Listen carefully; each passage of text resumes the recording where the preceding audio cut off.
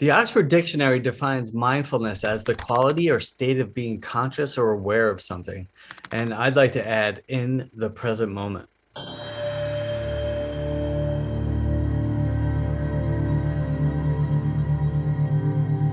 Hi, and welcome back to Life Mastery School by Dennis Berry. I'm Dennis, and this is the Mindfulness and Meditation series. We hear this all the time, stay present. Well, most people are not present, even when they think they are, or talk about being and living in the present moment, especially in today's busy world. It takes a real conscious effort nowadays to live in the present moment, not being emotionally affected by the past or the future, or even emotionally affected by current events. We're always worried about something we said or did or ate, or if we have enough money to retire, or what people think of us, or what some politician is doing somewhere that might be killing us. When we're out eating dinner, we're focused on dessert while we're eating our appetizers, or if there's going to be traffic on the way home. Or on vacation, we're focused on how much longer we have before we have to go back to work, or taking pictures 24 hours a day rather than enjoying the moment. You understand? Staying present is something that few actually master. A good example I like to use is when I'm brushing my teeth in the morning. If I'm present and I say things like, oh, I'm brushing my side teeth, I'm brushing my middle teeth, I'm brushing my other side teeth, do I do that? Or am I like, oh, I have so much work to do today, and my wife said this, and my husband said this, and the kids are messed up, and the president said this, and then at the end, I spit a bunch of blood into the sink? It's because I'm not being present. I'm not paying attention what I'm doing in the present moment. Focusing and living in the present moment is something that, if mastered, will radically transform your life and provide you with inner peace and success beyond your wildest dreams. It will relieve you of any guilt or shame from the past. It will remove the burden of carrying around that crippling stress of worrying about the future. Even though the past is over, it's behind us. All the worrying, stress, sadness, anger, and resentment in the world can't change or erase 1 second of the past. And all the worrying, stress, sadness, fear, and uncertainty can't predict the outcome of the future. Only calculated, intentional action can form your future. And that works even better when it's in alignment with our intentions, which ultimately feed on mindfulness and awareness, which is strengthened by meditation. You see how it's all connected? That being said, we also don't want to ignore our harmful, unhealthy feelings. We want to calmly acknowledge and accept them. We want to feel them, process them, and allow them to flow through us. And we want to do that calmly, intelligently, and emotionally sound. I know it sounds like an impossible ideal to live up to, but it really isn't. I promise. It just takes a little awareness and effort. Let me first preface all of this by saying that none of us is actually truly capable of teaching mindfulness. It's a state of mind and being that requires desire, effort, and discipline. When we are ready to move into that space, we kind of transition to that state of mind and being. Well, Dennis, that sounds great. How the hell do I do that? Well, mindfulness or being mindful is closely tied to my emotional intelligence or my awareness. We can get all technical here, but let's just keep it simple for now.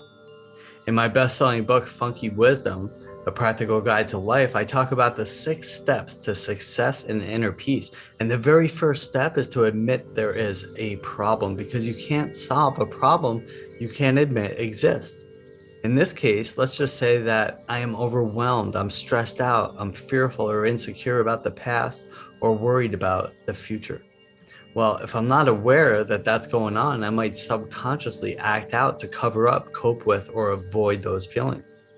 I might go get drunk or stoned or watch Netflix for 6 hours, or numb out on my phone on social media for 4 hours, or watch porn or eat a pound of chocolate, anything to not have to deal with those feelings and emotions. Or I might get into my car, go to the store, and bring some road rage along with me and yell at somebody for driving wrong, or be a jerk to the cash register lady or whatever. That is operating from a low level of awareness, and it's most likely a behavior that we've been carrying around for years or even decades. I know because I've been there, and I can drift back into that mindset myself if I am uncentered. But if I can recognize that things are off and I'm feeling overwhelmed, angry, fearful, or whatever the feeling might be, now I can do something about it. Now I can face and feel those feelings and say, okay, I need to calm down. Why am I feeling this way? What just happened to trigger this feeling, emotion, or behavior? Let's move into the present moment, calm down, and get recentered. That is called emotional regulation, and it's a very healthy behavior and also a very high level of awareness. This is where we want to slow down. But most people, when they get overwhelmed, they speed up. They want to figure it out and move beyond the emotional disturbance. But if we slow down, we'll get there faster. What? Dennis, what do you mean by that? Well, if we're moving too fast, we tend to make hasty decisions. We might end up cutting corners and make mistakes which might cause us to have to go back and redo things. So slowing down will help us take the next right steps to get there more productively and efficiently, thus actually getting us there faster. Does that make sense? I'm always reminded of Phil Lamb, who was the vice president of Cisco Food Service in New York City when I worked there over 20 years ago. We were all young and drunk and running around with our heads cut off and stuck up our asses. And we had our big laptop bags full of crap and point of sale material, notebooks, our Franklin Covey planners, our flip phones and our Palm Pilots and our lunch. And we were lugging around like 30 pounds of crap on our shoulders everywhere. And we had a big sales meeting and we're all sitting in our places with all that crap, stressing out about whatever, talking about whatever. And Phil Lamb walks into the meeting with his little 5x8 notebook and a pen.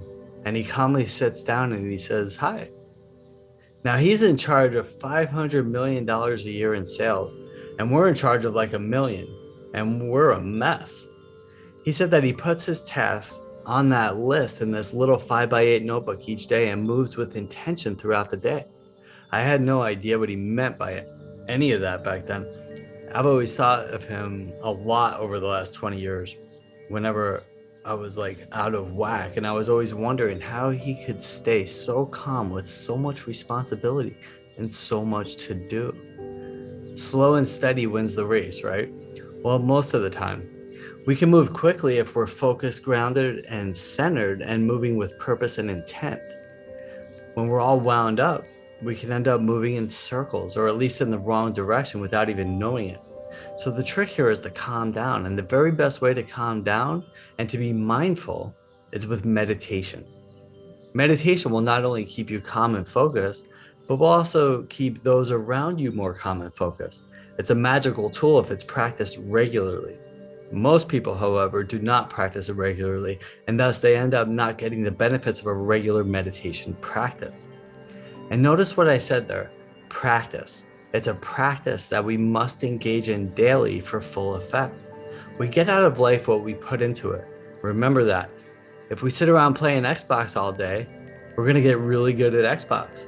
If we spend a lot of time on Facebook or whatever the social media du jour is, we're going to get really good at navigating those applications and get really good at worrying about what our family or friends are doing with their lives, and probably even get angry, sad, mad, resentful, fearful, or insecure because everybody else looks so perfect.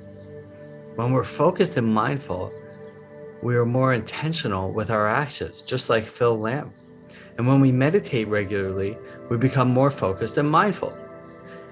When we are more intentional with our actions, we take more productive steps towards our goals and become more successful at whatever that goal might be. When we become more successful at our goals, we become more confident, secure, and positive, and that energy emanates from us. Does that make sense? We get good at what we practice. So what are you practicing today? We have a choice on which energy we radiate. I challenge you to emanate positive, happy vibes, and your world will take on new meaning and life will unfold in ways you never thought possible. If you're having a tough time navigating this mindfulness and meditation hurdle, please reach out, schedule a free session with me, and we'll get you there quicker. I've been helping people radically transform their lives since 2005, and I'm just getting started. I'm sending you love and good vibes, and I'll see you in the next video. Namaste.